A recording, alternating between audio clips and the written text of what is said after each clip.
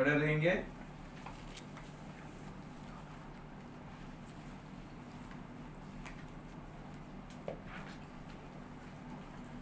आज का वचन है लूका 19:11 से 27। हम खोलेंगे लूका 19 अध्याय पद 11 से 27। Luke chapter 19 versus 11 to 27।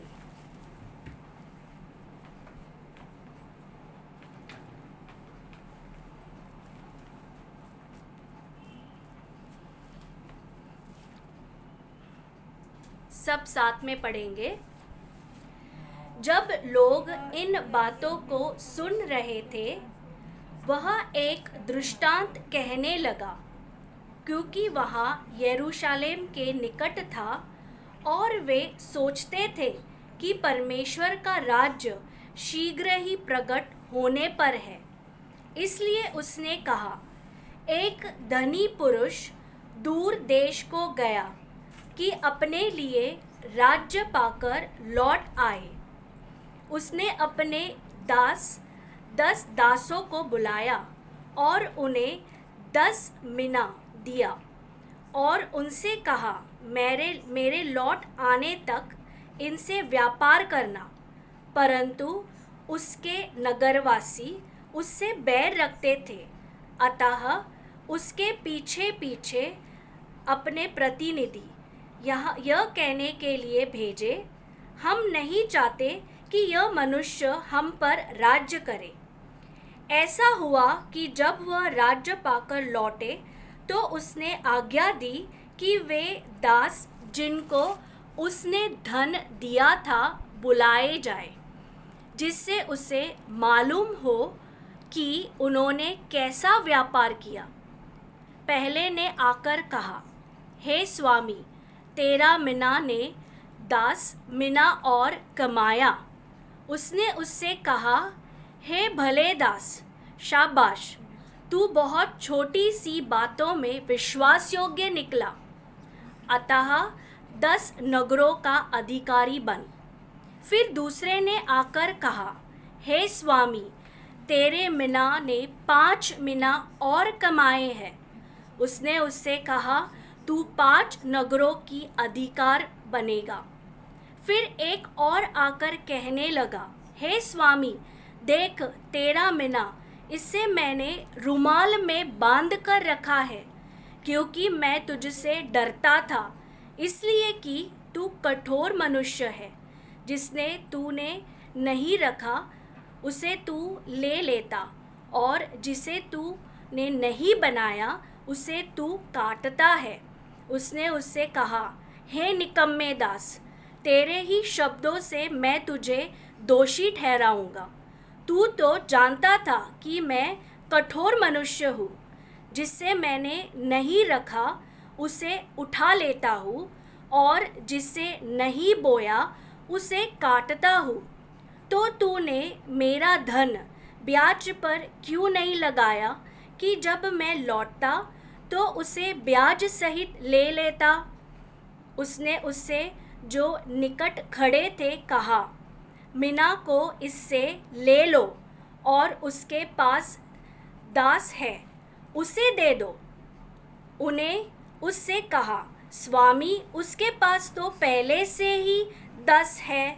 मैं तुमसे कहता हूँ कि प्रत्येक जिसके पास है उससे अधिक दिया जाएगा, परंतु जिसके पास नहीं है उससे वो भी उसके पास से ले लिया जाएगा। परंतु मेरा आना शत्रुओं को जो नहीं चाहते कि मैं उन पर राज्य करूं, यहाँ लाओ और मेरे सामने मार डालो। प्रार्थना करेंगे।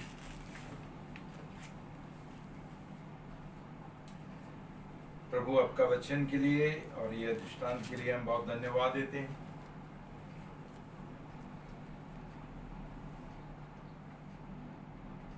ये वचन के द्वारा पिताजी हमसे बात करना, कि जितना आप हमारा प्रेम करता है उतना ही आप हमारा न्याय करेगा। एक दिन हमको हमारा जीवन का हिसाब देना पड़ेगा।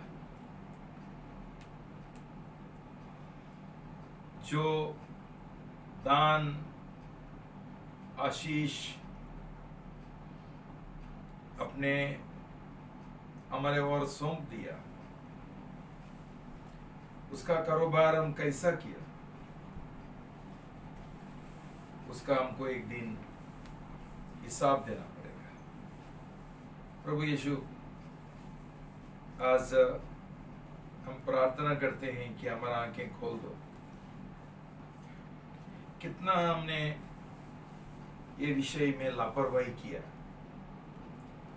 हमने समझा कि ये जो आशीष हमारा जीवन में हमने पाया, ये जो दान आपने हमको दिया, वो हमारा खुद का है। प्रभु आपने हमको भंडारी बनाया और उसका सही इस्तेमाल करने के लिए आपने हमको बुलाए। आज हमारा जीवन जांचते हुए एक सही पश्चाताप करने के लिए हमको अनुग्रह दो। कितना हम लोगों ने इन बातों में लापरवाही किया, उसका दुरुपयोग किया, आपका अपमान किया, लापरवाही का जीवन जीते हुए। प्रभु, हम ये कठिन और कठोर न्याय में नहीं गिरना चाहते। हमारे ऊपर दया करो। आज हमारा दिल को छुओ प्रभु, ताकि हम ये लापरवाही का जीवन, पाप का जीवन छोड़ते हुए एक नया जीवन शुरू कर सके। धन्यवाद, अपने हमारा प्रार्थना सुन लिया। ये प्रार्थना हम प्रभु यीशु मसीह का,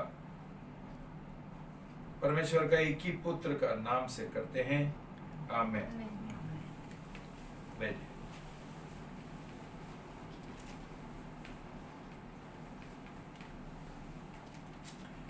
भाई बहनों,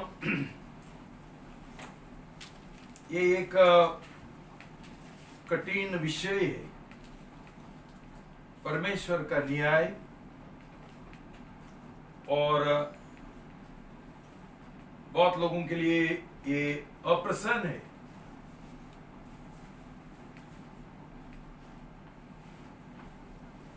ये विषय के बारे में ज्यादा प्रचार, ज्यादा शिक्षा कलीसिया में नहीं होता है। क्यों? ये अच्छा विषय नहीं है।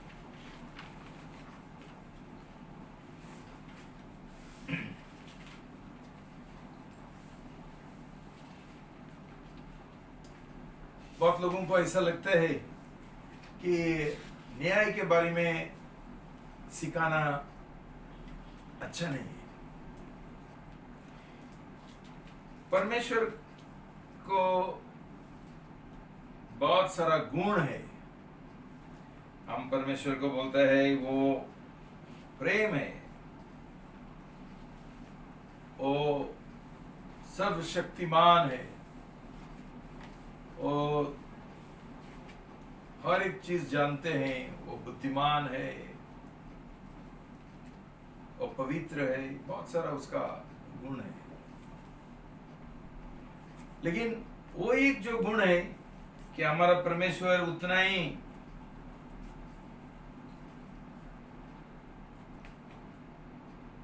is just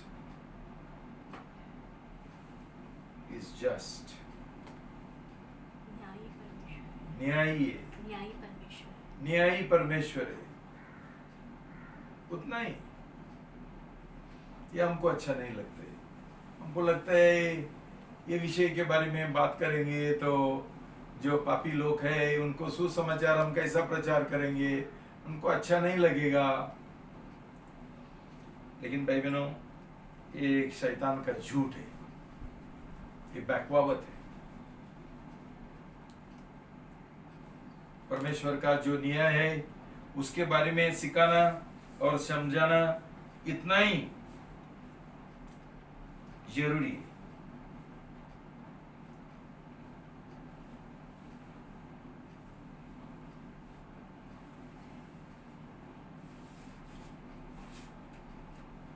आज का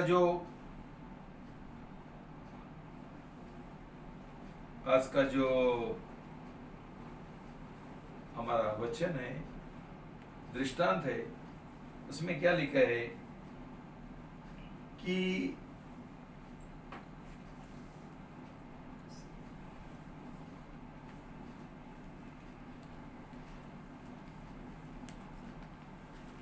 परमेश्वर प्रभु यीशु मसीह एक धनी मनुष्य का जैसा है। जब भी वो एक दूर देश में गया राज्य पाने के लिए,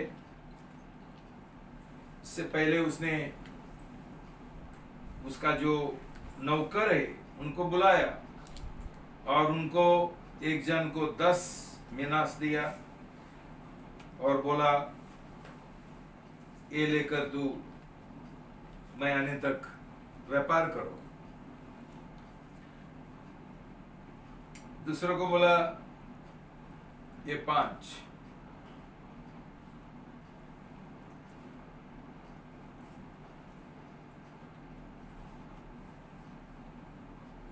भाई बहनों, एक दिन वो धनी मनुष्य जो प्रभु यीशु मसीह को दर्शाता है, वो वापस आ गया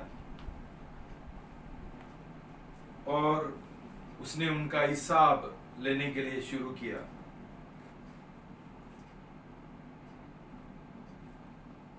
उन्होंने क्या व्यापार किया, क्या फायदा हुआ, नफा मिला। पहला जन ने बोला, स्वामी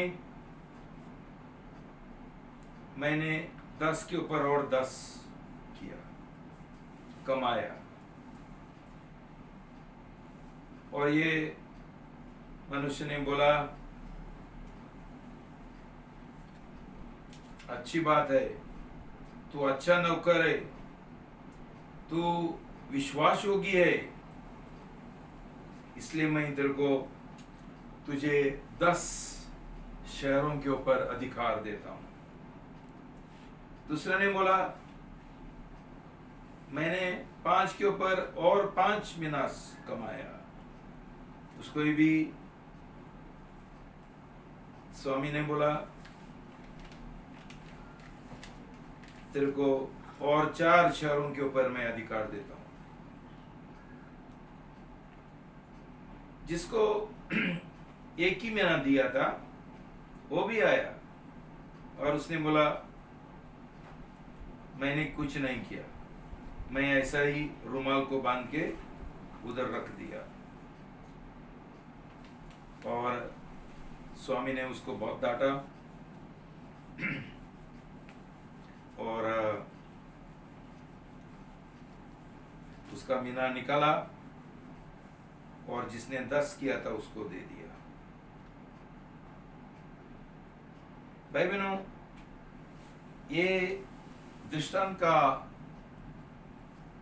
सबक क्या है, हम क्या सीख सकते हैं?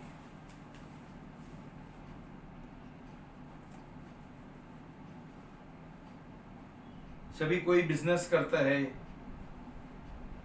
वो हमेशा अपेक्षा करता है कि उसका बिजनेस में उसको अच्छा फायदा मिले, नफा मिले, मुनाफा मिले। हाँ, मुनाफा मिले। मुनाफा मिले। और बिजनेस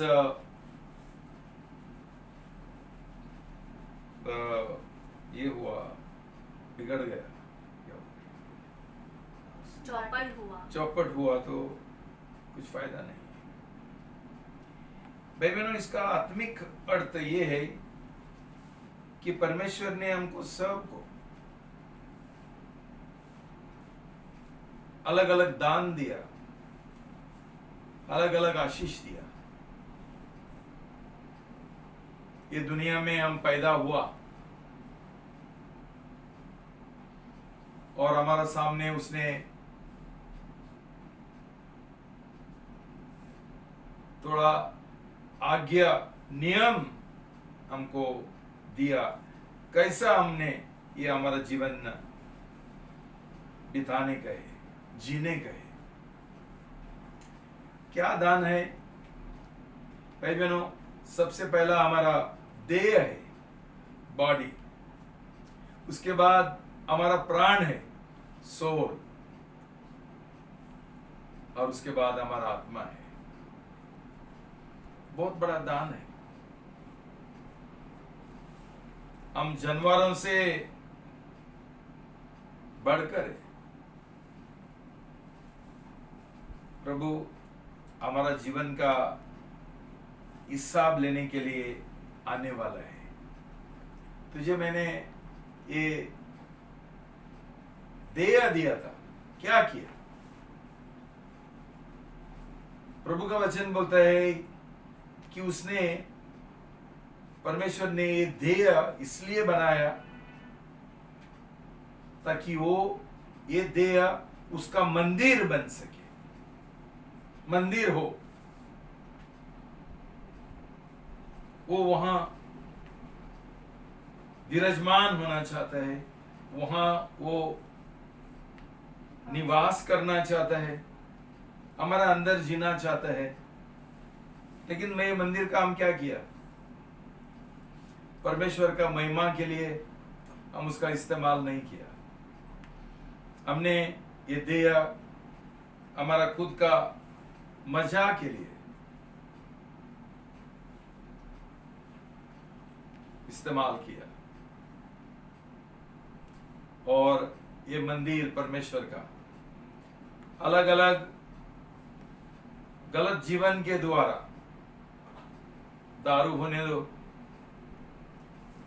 ड्रग्स होने दो, ऐसा अलग अलग हमारा हाथों का, पैर का, जबान का इस्तेमाल गलत रीति से करते हुए ये परमेश्वर का मंदिर हमने नाश किया। हमको जवाब देना पड़ेगा, हमको उसका हिसाब देना पड़ेगा।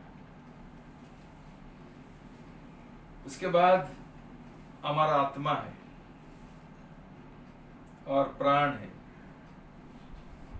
भाई बहनों, हम जन्म से पापी हैं। पाप के साथ हम जन्म पाए हैं और ये पाप से हमको छुटकारा पाने के लिए परमेश्वर ने उसका इकलौता पुत्र को हमको दे दिया। हमारा पाप के वजह प्रभु यीशु मसीह ने क्रूस के ऊपर जान दिया। हमारा पाप उसने उठाया और हमारा पाप उसने क्षमा किया, उसको लहू के द्वारा धो लिया। भाई बहनों, ये उद्धार का काम प्रभु यीशु मसीह ने कर चुका है, लेकिन उसका हमने फायदा उठाया है क्या? आज हमको पाप का क्षमा मिला, हमारा उद्धार हुआ, हमारा नया जन्म हुआ, आत्मिक जन्म। जब भी हमारा पाप हमारा आत्मा जो पाप में डूबा था और मर गया था, वो आत्मा फिर एक बार जिंदा होता है और परमेश्वर हमारा आत्मा में निवास करने के लिए आता है। भाई बहनों, ये तरीके से हमारा उद्धार नहीं होगा तो इसका मतलब क्या है? हमको परमेश्वर का दंड मिलेगा, हमारा न्याय होगा और अंत में हमको नरक में जाना पड़ेगा। यह हमारा सजा रहेगा। लेकिन आज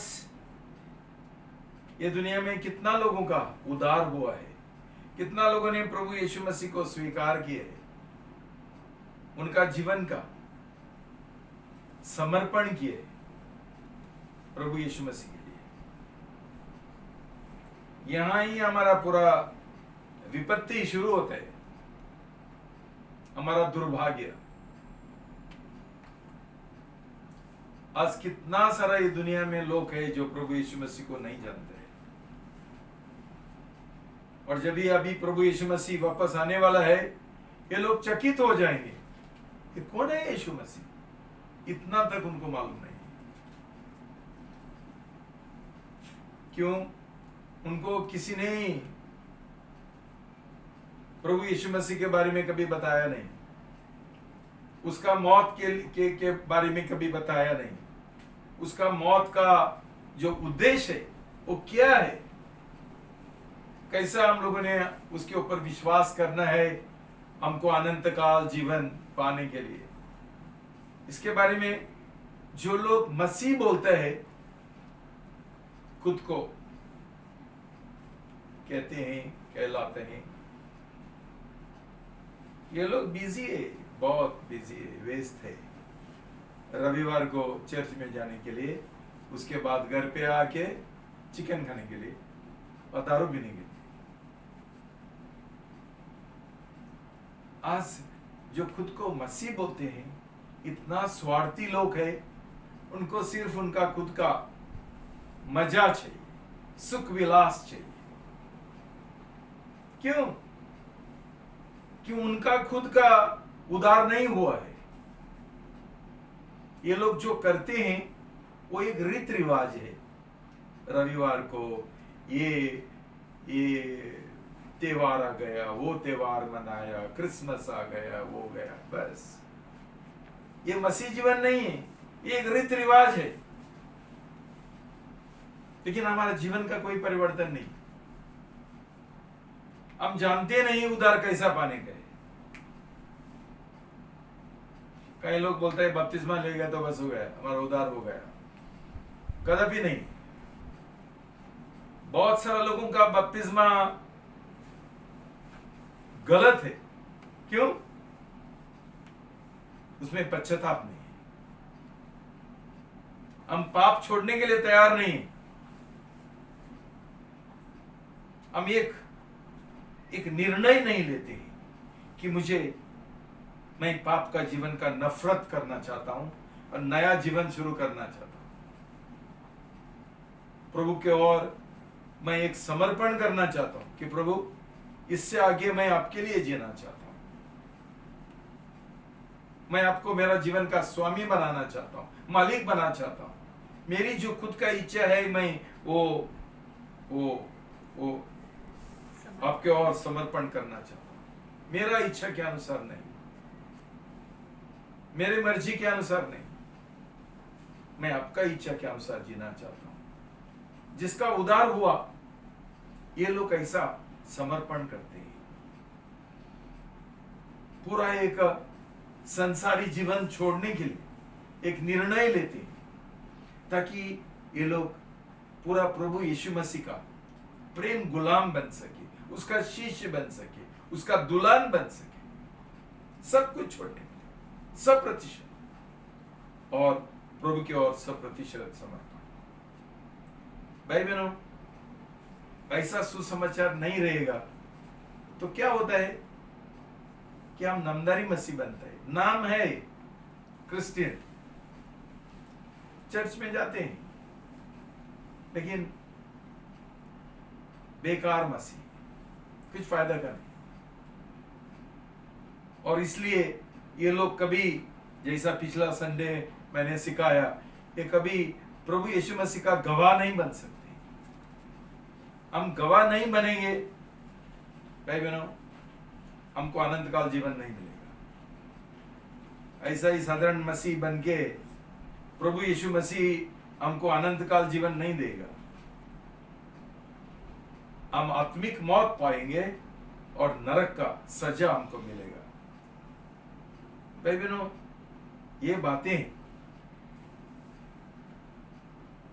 कि हमारा पहला उद्धार होने का है, पहला हमारा नया जन्म होने का है, ये सच्चाई हम नहीं सीखेंगे तो जब भी प्रभु यीशु मसीह आएगा तो क्या होगा?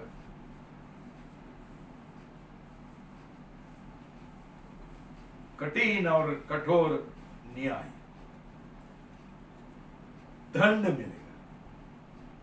शैतान ने इतना हमको बहकाया है कि ज्यादा से ज्यादा कितना प्रतिशत मैं नहीं बोल सकता हूं, लेकिन 60-70 ऐसी आज का जो मसीह है वो बेकार मसीह है, कुछ फायदा का नहीं। सही मसीह हम होते थे, आज पूरा भारत देश का उद्धार होता था। आज हम आर्म चेयर क्रिश्चियंस, क्या बोलते हैं उसको? आरामदायक मसीह। बस हम कोई मसीह नहीं है, हम कोई विश्वासी नहीं है, हम कोई क्रिश्चियन नहीं है। एक शैतान का बहकावत है जिसके द्वारा हम जी रहे हैं। कुछ भी हम करते हैं, हमारा उद्धार नहीं हुआ, वो परमेश्वर का सामने वो पूरा बैठते। बहनों, यूहन्ना 16 में 8, John 16:8, यूहन्ना 16 पद 8 पढ़ेंगे।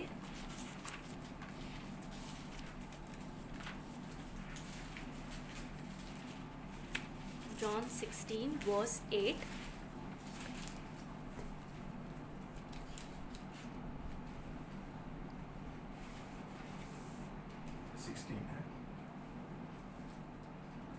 यूहन्ना 16 पद 8 सब साथ में पढ़ेंगे। और जब वह आएगा तो संसार को पाप और धार्मिकता और न्याय के विषय में निरुत्तर करेगा। No. पाप के विषय में इसलिए कि वे मुझ पर विश्वास नहीं करते, Yes. और धार्मिकता के विषय में इसलिए कि मैं पिता के पास जाता हूँ और तुम मुझे फिर नहीं देखोगे, Yeah. और अन्याय के विश्वास में इसलिए कि संसार का अधिकारी And और- concerning judgment. और न्याय के विषय में इसलिए कि संसार का अधिकारी दोषी ठहराया गया है। भाई बहनों, ये 3 बातें जो महत्वपूर्ण है, आवश्यक है, उनके बारे में हमको एहसास दिलाने के लिए, हमको समझाने के लिए प्रभु यीशु मसीह ने हमको पवित्र आत्मा दिया। पहली बात जो है वो क्या है? पाप के बारे में, संसार को पाप के विषय में बारे में क्या करने का? एहसास दिलाने का। भाई बहनों, पवित्र आत्मा प्रभु यीशु मसीह का शिष्यों के द्वारा ये पाप का एहसास संसार को देना चाहते हैं। आप मुझे बोलो, कितना ये दुनिया में मसीह लोग है जो संसार को पाप के बारे में एहसास दे सकते हैं, जब ये लोग खुद पाप में जीते हैं? कौन एहसास देगा? कौन खड़ा रहेगा ये बोलने के लिए ये गलत है, ये पाप है, ये सही नहीं है? आज क्रिश्चियन लोग एबॉर्शन करते हैं, गर्भपात करते हैं। क्या ये है कि क्या गवाही है? आज क्रिश्चियन लोग दारू पीते हैं और नशा करते हैं और दे गेट ड्रंक, पियक्कड़ बनते हैं। ये क्या गवाही है? भाई बहनों, हमको शर्म लगना चाहिए ये बोलने के लिए कि मैं मसीह हूं। मसीह लोगों को देख के अभी सब लोग सिखाए, के पीने के लिए ठीक है। क्यों? जब भी मोदी ने लिकर शॉप खुला किया, कितना करोड़? 49 करोड़। हाँ, हमारा ट्रम्प साहब बोलता है मेरे पास भी इतना पैसा कमाने के लिए नहीं होता है जितना भारत देश में ये कमाते हैं एक दिन में। एक दिन में। भाई बहनों, मसीह लोग गवाह होते थे, हमारा प्रकाश, हमारा रोशनी, ये पाप का जो अंधकार है उसमें लोगों को विजय मिल सकता था। भाई बहनों, ये दुनिया ये पाप से भरा है। क्या पाप नहीं है ये दुनिया में? बलात्कार और एडल्ट्री, बेविचार, पैसा का प्रेम, खून और मूर्ति पूजा। भाई बहनों, सबसे बड़ी मूर्ति पूजा हमारा नौकरी का प्रेम और पैसा का प्रेम। बहुत लोगों को नहीं समझते। बहुत लोग समझते हैं कि मूर्ति पूजा मतलब मूर्ति निकाल के फेंकने गए। ये मूर्ति पूजा नहीं। हमारा पूरा भरोसा नौकरी के ऊपर है, पैसा के ऊपर है। सचमुच ये हमारा भगवान है। नौकरी और पैसा हमारा भगवान है। तुमने डॉलर देखा है क्या अमेरिका का? उधर क्या लिखा है? In god we trust. और उनका गॉड कौन है? Dollar, DOLLAR। ये भगवान का नाम है उनका, डॉलर। हमारा भी वही भगवान है, रुपया। क्या फर्क है भाई बहनों? जब तक प्रभु यीशु मसीह हमारा एक ही जीवित परमेश्वर नहीं बनेगा, जब तक हमारा विश्वास संसारी बातों की ओर रहेगा, हम मूर्ति पूजक है। भाई बहनों, संसार को ये सब पाप के बारे में उनको एहसास दिलाने का है तो मसीह लोगों का, विश्वासी लोगों का जीवन इतना ज्योतिर्मय प्रकाशित होना चाहिए हमारा गवाही के द्वारा। ना तो मालूम है क्या होगा न्याय का दिन? हमारा दोस्त लोग हमको पूछेंगे, ये सब कुछ तुम्हारा बाइबल में लिखा है, हमको क्यों नहीं बताया? आज तुम्हारे वजह हमको नरक में जाना पड़ेगा। तभी हम क्या बोलेंगे? क्षमा करो, मैं जानता था लेकिन मैं खुद वही पाप में जी रहा था। भाई बहनों, हम समझना चाहिए हमारा जिम्मेदारी कितनी बड़ी है परमेश्वर का सामने। जो प्रभु का शिष्य है, उनका जीवन प्रभु यीशु मसीह का जैसा नहीं होगा तो हम प्रभु के लोग नहीं है, और मसीह और विश्वासी बोलने का हमको कोई हक और अधिकार नहीं है। हम सिर्फ रीति रिवाज करते हैं। हम संसारी मसीह है, हम धार्मिक मसीह है, धर्म चलाते हैं। जैसा ये लोग उनका धर्म चलाता है, हम हमारा चलाते हैं, लेकिन उसमें कोई शक्ति नहीं है पाप के ऊपर विजय पाने के लिए। कोई शक्ति नहीं है। हम तो सबसे बुरे उदाहरण है ये दुनिया के लिए। दूसरी बात, पवित्र आत्मा हमको नित्य महत्व के बारे में एहसास दिलाना चाहता है। राइचियसनेस, कैसा हमारा जीवन नीतिमान होना चाहिए, राइचियस होना चाहिए, सही जीवन होना चाहिए। हम हमारा उदाहरण के द्वारा, गवाही के द्वारा पवित्र आत्मा लोगों को ये सिखाना चाहते हैं। और तीसरी जो बात है, परमेश्वर पवित्र आत्मा न्याय के बारे में हमको हमेशा याद दिलाना चाहते हैं।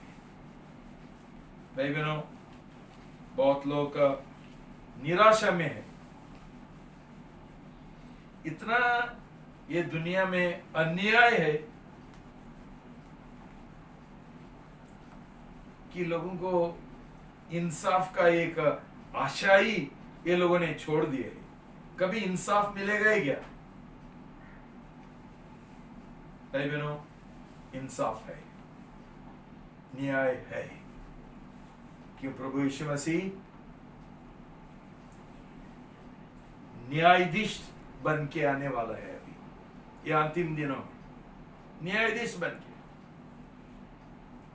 इंसाफ दिलाने के लिए, न्याय करने के लिए। हम ऐसा नहीं सोचना चाहिए कि यहाँ हम लोगों ने बहुत घोटाला किया, हमारा जीवन हमने बहुत मजा किया, सब खत्म हो गया। खत्म नहीं हुआ। प्रभु यीशु का सामने पूरा दुनिया, सब लोगों ने खड़ा रहना पड़ेगा उनका जीवन का हिसाब देने के लिए। भाई बहनों, सब लोगों का पाप खुला हो जाएगा उस समय। जैसा हम लोग पिक्चर का स्क्रीन में देखते हैं, वैसा एक एक जन का जीवन खुला हो जाएगा सब लोगों का सामने। जो जो हमने छुपाया वो सब कुछ उधर खुला हो जाएगा। भाई बहनों, हमारा जीवन में कोई तो डर होना चाहिए परमेश्वर का,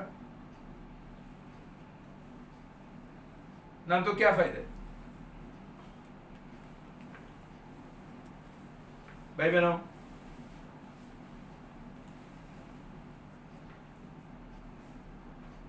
मैं तुमको एक वचन देना चाहता हूं ताकि तुम जाने ये न्याय का जो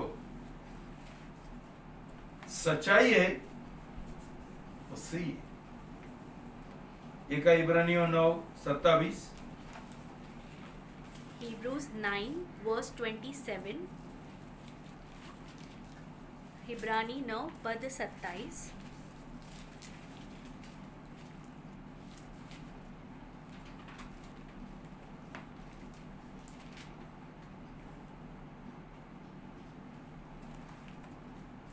सब साथ में पढ़ेंगे। और जैसे मनुष्य के लिए एक ही बार मरना और उसके बाद न्याय का होना नियुक्त किया गया है। जय मसीह की। हालेलुया। भाई बहनों, ये दो बातें बिल्कुल क्या है, निश्चित है। सब लोगों को मरना है, कोई बच नहीं सकता। परमेश्वर ने नियुक्त किया है सब लोगों को मरने के लिए। इतना ही नहीं है, प्रभु का वचन बोलता है उसके बाद न्याय होगा। जब भी न्याय के बारे में कोई शिक्षा, कोई संदेश हम नहीं सुनेंगे, तब तक हम एक इररिस्पॉन्सिबल, गैर जिम्मेदार का जीवन और लापरवाही का जीवन जिएंगे। देखो भाई बहनों, अभी ये दिनों में ये कोरोना वायरस के लिए सब एग्जाम कैंसिल हो गया, सब लोग खुश है। एग्जाम बोलेगा तो सब लोगों को डर लगता है, एग्जाम है, परीक्षा है। याद रखना, परीक्षा है। जो हमने ये शरीर के द्वारा किया उसका हिसाब प्रभु यीशु मसीह लेगा। हिसाब देना पड़ेगा, दंड है, वो चुकेगा नहीं। इसलिए भाई बहनों, इस समय हम ऐसा गैर जिम्मेदारी का जीवन जी रहे और लापरवाही का जी रहे। खाओ पियो मजा करो, कल तो हम मरेंगे, जरूर मरेंगे। उसके बाद न्याय होगा, खड़े रहना पड़ेगा। क्या किया? और दंड अपना आप जानते हैं, नरक अनंत काल के लिए, अनंत काल के लिए। आज का थोड़ा मजा के लिए हमको अनंत काल तक दंड भोगना पड़ेगा, सजा भोगना पड़ेगा। शैतान तो बहुत चालाकी है, उसने दंड ही निकाल दिया। वो सब लोगों को सिखाता है तुम मरने के बाद वापस तेरा पुनर्जन्म हो जाएगा, पुनर्जन्म होते रहता है, कब तक क्या मालूम। मतलब वो इतना ही सिखाना चाहता है, दंड नहीं है। भाई बहनों, दंड है। ये शैतान जन्म, ये शैतान का एक झूठ है, ताकि हम कैसा ही भी जी सके।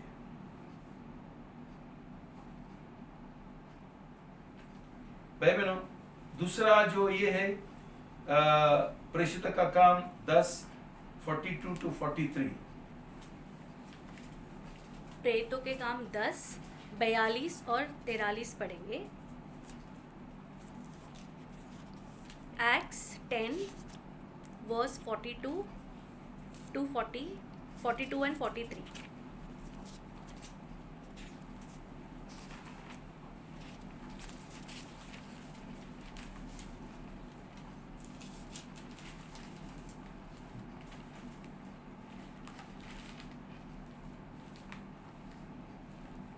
सब साथ में पढ़ेंगे।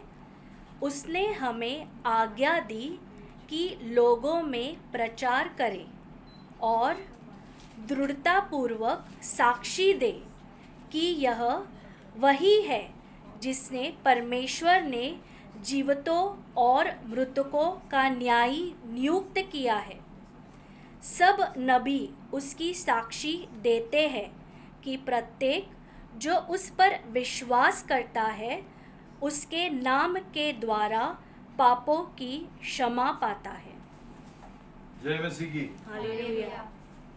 भाई बहनों, प्रभु का वचन साफ साफ बोलते हैं, स्पष्ट बोलते हैं कि प्रभु यीशु मसीह को परमेश्वर ने न्यायाधीश बनाया है, और जो लोग उसके ऊपर विश्वास करते हैं उनको पाप का क्षमा मिलता है। भाई बहनों, न्याय ये कहानी नहीं, होगा नहीं होगा, स्पष्ट परमेश्वर बोलता है न्याय है। तीसरा वचन है प्रेषितों का काम एक्ट 17:13।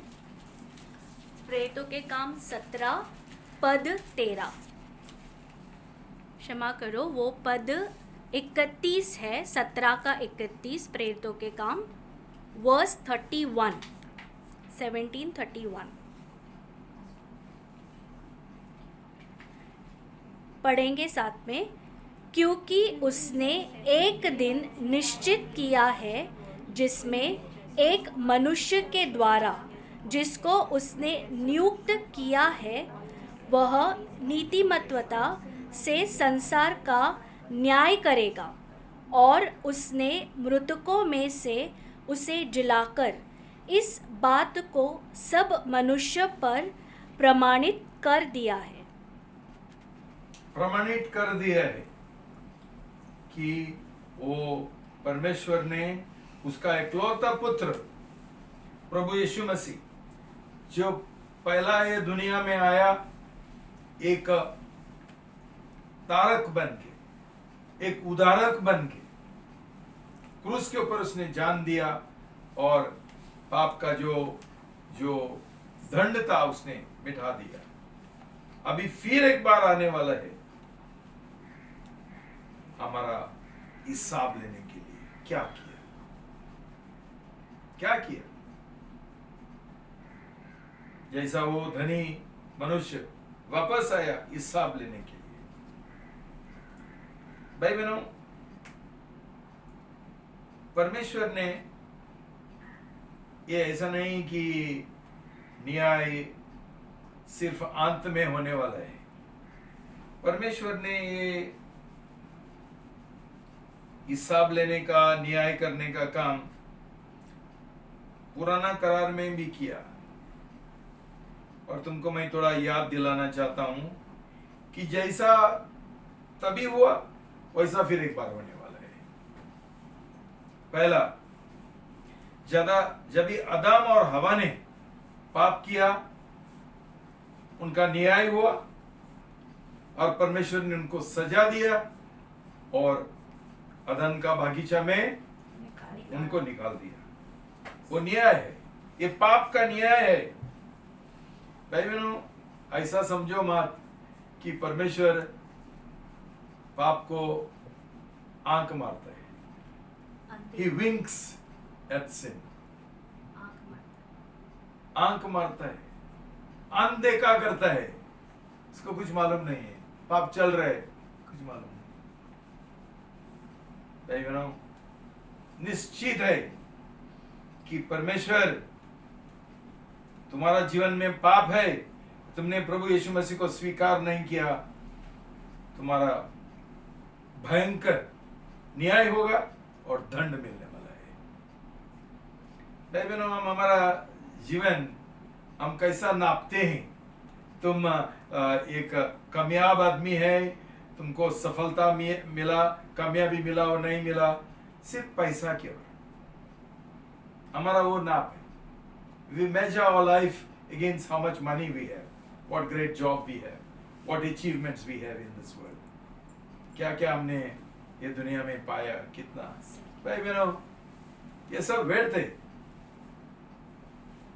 तुम्हारा जीवन का तुम्हारा जो जीवन है, कैसा जिया, तुम्हारा उद्धार हुआ प्रभु यीशु मसीह के और तुमने विश्वास किया। ये विश्वास दिमाग का नहीं है, ये विश्वास दिल का है, जिधर 100% तुम्हारा जीवन और प्रेम प्रभु यीशु के पर किया है। तो भाई बहनों, दूसरा ये क्या है? नूह का जो जल प्रलय है, वो तुम जानते हैं, कौन नहीं जानते? कैसा परमेश्वर ने ये बाढ़ के द्वारा, जल प्रलय के द्वारा पूरा संसार खत्म कर दिया। नूह का समय क्यों? पाप। और प्रभु यीशु मसीह बोलता है, ये अंतिम दिनों में भी वैसा ही होने वाला है, नूह का दिनों का जैसा। पाप का दंड, न्याय, सजा। भाई बहनों, ये दुनिया पूरा पाप से भरा है। क्यों? क्यों प्रभु यीशु मसीह को नहीं जानते हैं। क्यों? उद्धार, पाप का क्षमा सिर्फ और सिर्फ प्रभु यीशु के द्वारा होता है।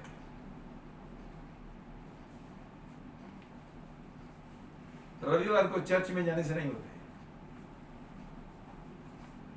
एक रीति रिवाज है। भाई बहनों, हमने पहला पाप का, हमारे जीवन में जो पाप है उसका पश्चाताप करने गए, उसका द्वेष करने गए, नफरत करने गए, शौक मनाने गए और ये पाप छोड़ देने गए।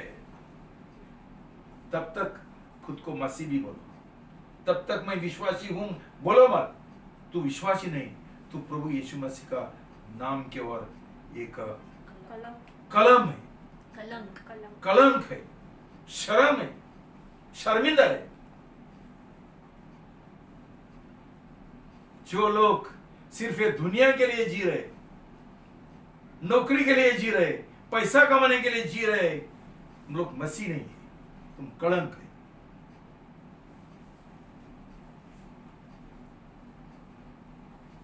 भाई बहनों, ये दुनिया खत्म होने वाला है, किधर लेके जाएंगे हम सब लोग, सब कुछ। इसके लिए ये जानना जरूरी है कि हमारा न्याय होगा। जो जो परमेश्वर ने हमको दिया उसका कैसा इस्तेमाल किया, उसका महिमा के लिए किया क्या मजा करने के लिए किया?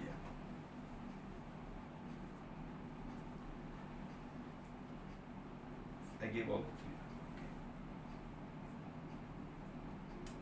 2 पेत्रोस 3:3 से 7। Peter chapter 3 verses 3 to 7. You have to be loud.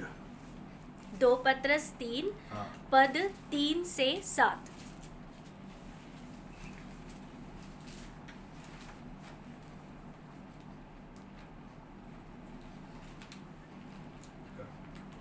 सब साथ में पढ़ेंगे.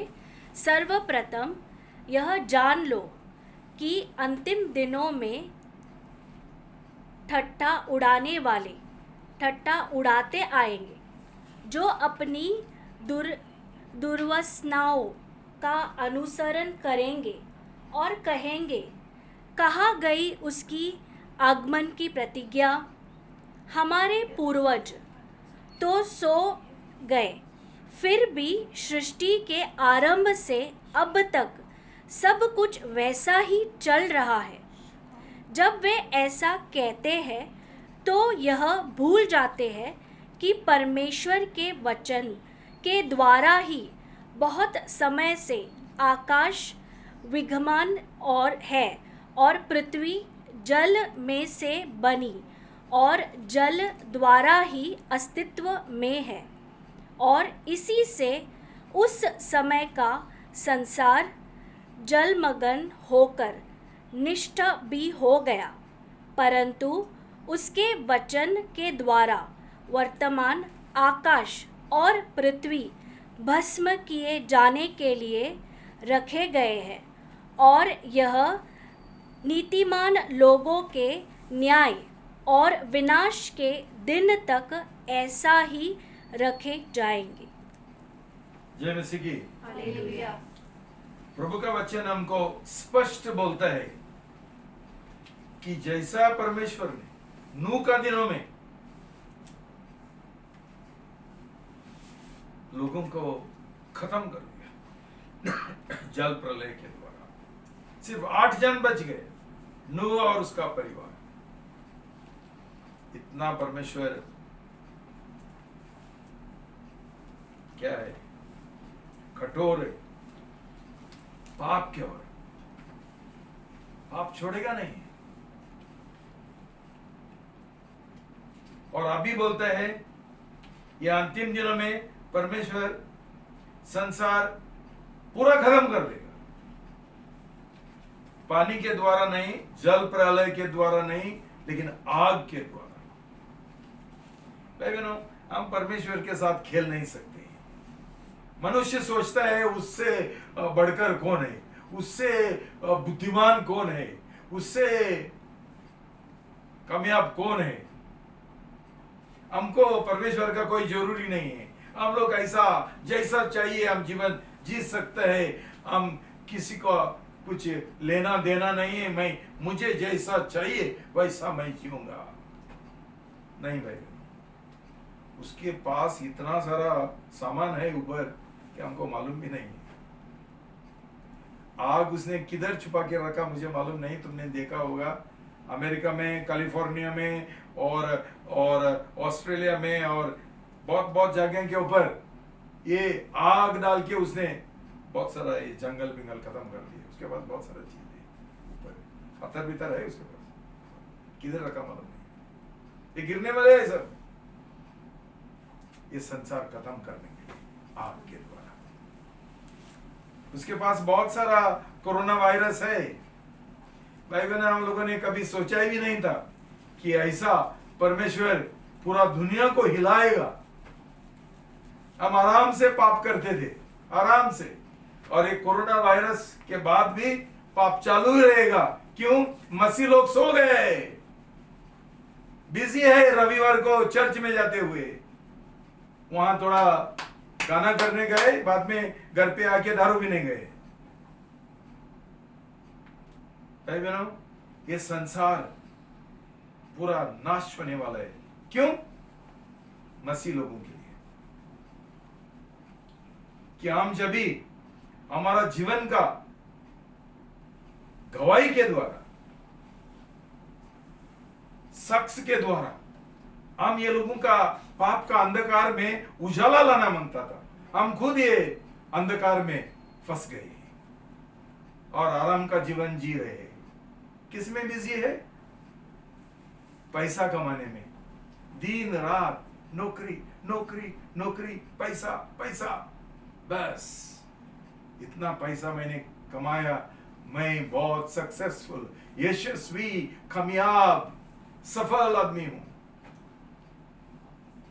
एक दिन मौत आता है, सब कुछ खत्म। लेकिन मौत अंत नहीं है, न्याय है। थोड़ा तो हमको डर होना चाहिए परमेश्वर का। और ये सिर्फ एक ये शुरुआत है। हम सोचते हैं ये 18 तारीख को खत्म हो जाएगा। भाई बहनों, मालूम नहीं और क्या आने वाला है। मैंने सुना अफ्रीका से एक स्वाइन फ्लू आ गया। उसके पास इतना सारा ये है हमको सजा देने के लिए। जो लोग पाप में कठोर बन गए, बहुत सारे लोग ये सब पाप करते करते नरक में गए। ये पीढ़ी में हमको ये परमेश्वर ने एक दया और अनुग्रह दिखाया हमारा आंखें खोलने के लिए, ताकि आज हम ये पाप का जीवन जी रहे हैं तो ये सब कोरोना वायरस भी देखते हुए हम ये पाप का जीवन छोड़े और प्रभु को और यीशु मसीह को स्वीकार करें, पाप का पश्चाताप करें। सोदोम और गोमोरा याद है, परमेश्वर ने आग से भस्म कर दिए। क्यों? कौन सा पाप था? होमोसेक्सुअलिटी, समलैंगिक पाप। आज तो बहुत चल रहे हैं। प्रभु ने बोला जैसा नूह का और सोदोम गोमोरा का दिनों में होता था, ये वापस होने वाले हो रहे। और हमारा सबसे बड़ा हीरोज कौन है? हमारा हिंदी फिल्म का एक्टर्स और इंग्लिश अमेरिकन, ये हमारा हीरोज है। हम उनको देख के बोलता है अब ये सब कुछ चलते हैं, क्यों ये लोग करते हैं हम भी कर सकते हैं। सोदोम और गोमोरा, याद रखना, न्याय होने वाला है, हमारा भस्म होने वाला है कंप्लीट। इसका मतलब परमेश्वर सिर्फ हमको बोलता ही नहीं, उसने करके दिखाया, और वैसा ही अंतिम दिनों में भी होगा। भाई बहनों, हमारा नया करार में, न्यू टेस्टामेंट में हमने देखा है कि एक अननियास और सफीरा करके थी, उनको प्रभु यीशु मसीह ने उधर ही मार डाला, दोनों को। क्यों? झूठ बोला। उनके अंदर पैसा का प्रेम था, उन्होंने झूठ बोला, वहां खत्म कर दिया। अभी क्यों नहीं होते? वो एक उदाहरण था हमारे लिए, ताकि जिनको तोड़ा तो भेजा है, अक्ल है, ये समझ सके कि ये परमेश्वर को ये पाप पसंद नहीं है, तो तुम मत करो। लेकिन प्रभु जब लोग झूठ बोलते हैं उनको मार नहीं डालते, लेकिन न्याय है, न्याय है। आज इतना सारा लोग झूठ बोलते हैं, मुझे नहीं लगता है कोई ये दुनिया में लोग जिंदा रहता था, ऐसा परमेश्वर मारते रहता था। तो लेकिन परमेश्वर का दया है कि उसने नहीं मारा, ताकि हम समझे कि झूठ बोलना बड़ा पाप है। क्यों? प्रभु का वचन बोलता है प्रकाशित वाक्य में रेवलेशन में कि जो झूठ बोलने वाला लोग है, ये परमेश्वर का राज में प्रवेश नहीं करेंगे। शायद हमको किसी ने सिखाया नहीं कि झूठ बोलना पाप है। भाई बहनों, अभी ये कोरोना वायरस आया करके हम ये सब बातें तुमको सिखाने के लिए परमेश्वर ने हमको एक मौका दिया, इसलिए मैं प्रभु को बहुत धन्यवाद देना चाहता हूं कि हम अभी एक जिम्मेदारी का जीवन, इस साप्ताहिक का जीवन हम जिए। हम समझे कि जो परमेश्वर ने हमको बनाया और हमको दान दिया और हमको आशीष दिया, उसका परमेश्वर हिसाब लेगा, न्याय करेगा। भाई बहनों, अंत में मैं एक चीज तुमको बोलना चाहता हूं। ये जो नौकर थे, उन्होंने क्या चिट्ठी लिखा मालूम है?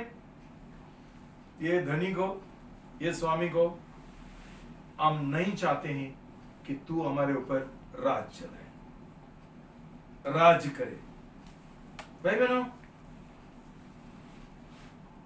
जो लूसीफर है, शैतान है, उसने ही वही बोला था, मैं परमेश्वर के अधीन नहीं होना चाहता हूं, मैं स्वतंत्र होना चाहता हूं, मैं आजाद होना चाहता हूं। पाप क्या है भाई? पाप का मतलब क्या है? पाप बोलता है, पापी मनुष्य बोलता है, मुझे जैसा मुझे चाहिए वैसा करने दो, मुझे बोलने वाला कोई नहीं। हर एक मनुष्य विद्रोह से जी रहे, विद्रोह का पाप है उसके अंदर, रिबेलियन, आज्ञा उल्लंघन का पाप। मैं नहीं चाहता हूं कि वो मेरे ऊपर राज करे। भाई बहनों, हम क्या बोलते हैं? मसीह लोग क्या बोलते हैं? हम नहीं चाहते हैं प्रभु यीशु मसीह मेरा जीवन में राज करे। क्यों?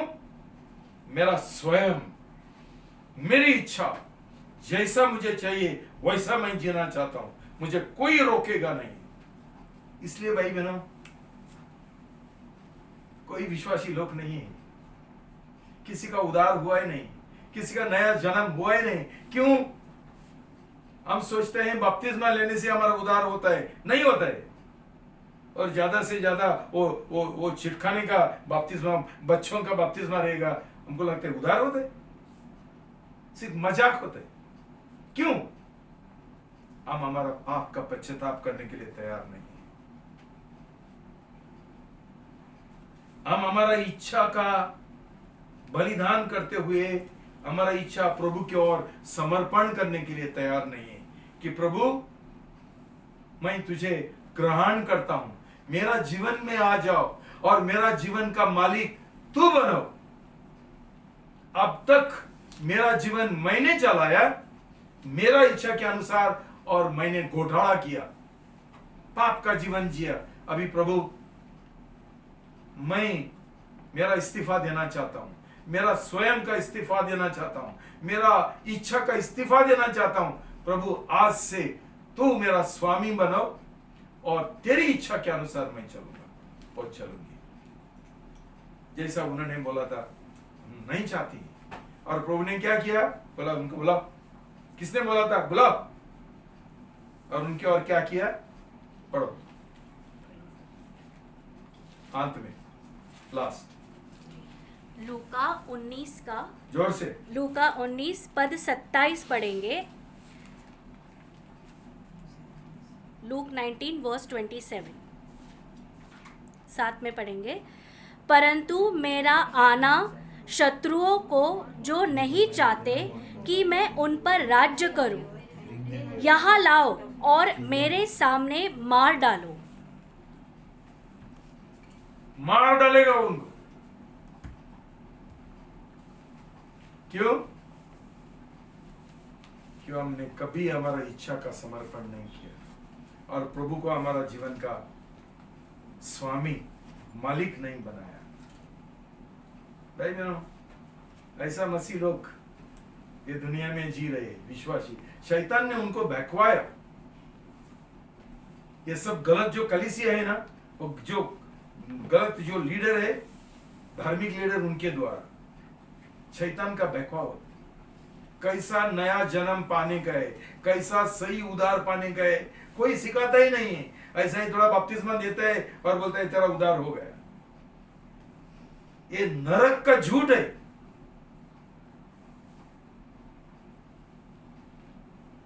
और एक बात बोलने का था, बहुत महत्वपूर्ण है। 1 कोरिन्थी 3:12 से 13।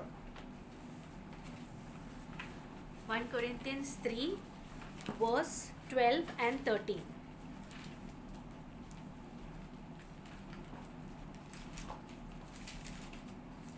1 कोरिन्ती 3 पद 12 और 13।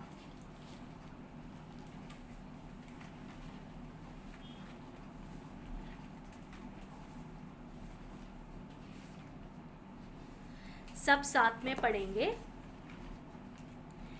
यदि कोई मनुष्य इस नींव पर सोना, चांदी, बहुमूल्य पत्थर, काट या घास फूस से निर्माण करे, तो प्रत्येक मनुष्य का कार्य प्रकट हो जाएगा। वह दिन उसे दिखाएगा, क्योंकि वह दिन अग्नि के साथ प्रकट किया जाएगा, और वह अग्नि ही प्रत्येक मनुष्य के कार्य को परखेगी। जय मसीह की। हालेलुया। भाई बहनों, ये हमारा कोरोना वायरस का समय, बहुत सारा लोग सामाजिक काम कर रहे हैं, उसमें कहीं ये गलत मसीह भी है, नामदारी मसीह। भाई बहनों, दो बातें हैं। जो मसीह लोग नहीं हैं, ये लोग भी बहुत एक दूसरा को मदद करते हैं। कोई चावल देते हैं, कोई क्या क्या और क्या, शक्कर, चावल, बोलो, दाल दे। भाई बहनों, ये जो मसीह लोग नहीं हैं, ये नहीं जानते हैं वो क्यों करते हैं। उनको लगता है पाप का क्षमा मिलने के लिए हमको पुण्य कमाना है, तो ये लोग उनका पाप का क्षमा पाने के लिए ये पुण्य, ऐसा पुण्य कमाते हैं। और मसीह लोग, ये लोग भी अभी राशन देते हैं इधर उधर। भाई बहनों, उसके द्वारा कुछ होने वाला है क्या? राशन देने से ये लोगों का उद्धार होने वाला है, लेकिन ये सोचते हैं ये एक अच्छा कर्म है, गुड वर्क, अच्छा काम। लेकिन प्रभु का वचन क्लियरली बोलता है, साफ साफ बोलता है, किधर? आइसाया 64:6।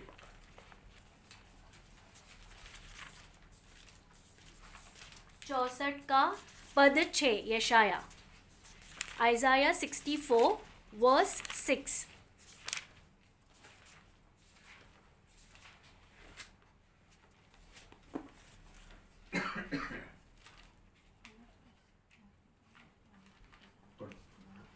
सब साथ में पढ़ेंगे। क्योंकि हम तो सब के सब अशुद्ध मनुष्य के से है, और हमारा धर्म के काम मैले चितड़ों के समान है। हम सब के सब पत्ते के समान मुरझा जाते हैं, और हमारे कामों के हम वायु के समान उड़ा ले जाते हैं।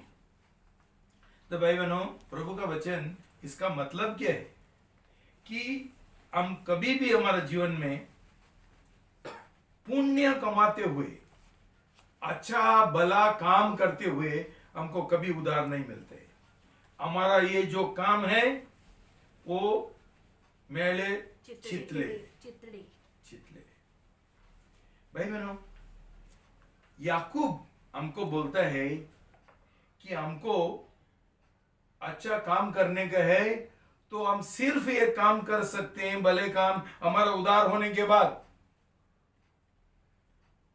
आज का लोग आत्मा का कोई देखभाल नहीं करते हैं, उनका पेट का देखभाल करने का है, तो ये लोग राशन बांटते हैं।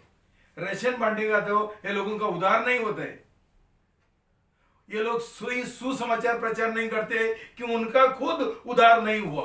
ये अविश्वासी लोग जो खुद को मसीह बोलते हैं, ये लोग राशन पानी ये करते हैं और सोचते हैं उनके द्वारा हम भला काम करते हैं, प्रभु बहुत खुश हो जाएगा। ये अविश्वासी है। अविश्वासी लोगों का हर एक काम मेले चितले है। लेकिन एफेसी 2:8 में लिखा है कि सिर्फ जब भी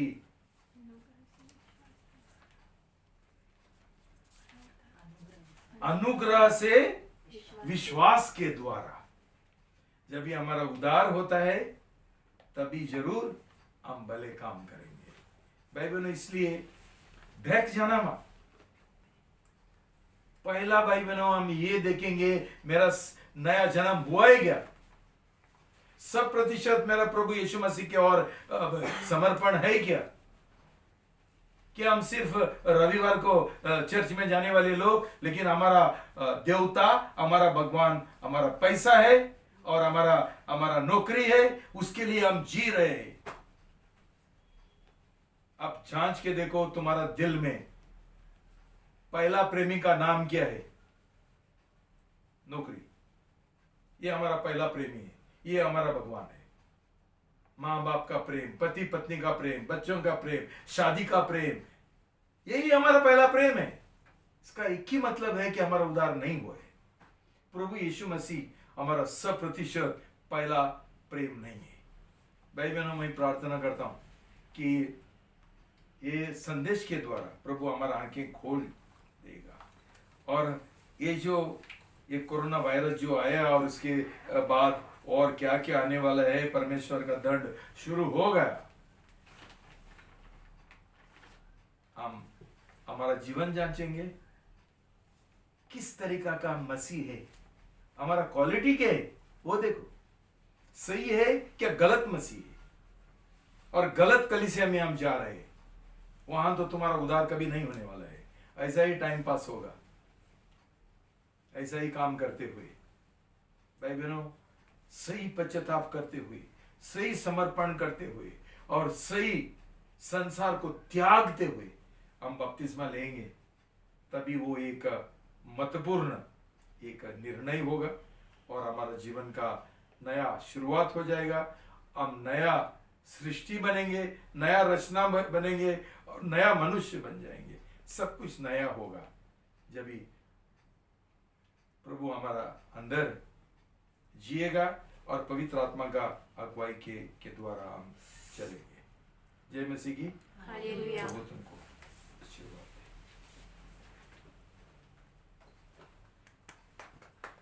प्रार्थना करेंगे। पिता परमेश्वर, मैं बहुत धन्यवाद देता हूँ कि आपका वचन के लिए, संदेश के लिए जो आपने मेरा दिल में डाला है, और आज मैंने आपका लोगों को ये सिखाया है, उसके और आपका आशीर्वाद दे दो प्रभु, और उसके द्वारा उनका जीवन में काम करो प्रभु। उनका आंखें खोल दो प्रभु, उनका दिल खोल दो प्रभु। यीशु का नाम से हर एक शैतान का बहकावत में बांध देता हूँ ओ प्रभु। उनका दिल में एहसास होने दो प्रभु, उनका गलत और पापी जीवन का, ये हर एक बहकावत से उनको बचाओ प्रभु, और सच्चाई का जीवन, ढोंगीपन का जीवन छोड़ते हुए सच्चे प्रभु यीशु मसीह का शिष्य का जीवन जीने के लिए उनको मदद करो प्रभु। क्यों प्रभु, आप हमको एक दुल्हन बनाना चाहते हैं, और ये दुल्हन को आप उठाने के लिए अभी आप आ रहे हैं प्रभु। हर एक नींद से हमको जगाओ प्रभु, हर एक हमारा लापरवाही से हमको जगाओ प्रभु, ताकि हम गंभीरता से ये हमारा जीवन जो आपने हमको दिया वो हम आपके लिए जिए, और दूसरों लोगों के लिए एक उदाहरण बने और एक सच्चा गवाह बने। ये प्रार्थना प्रभु यीशु का नाम से करते हैं, आमीन।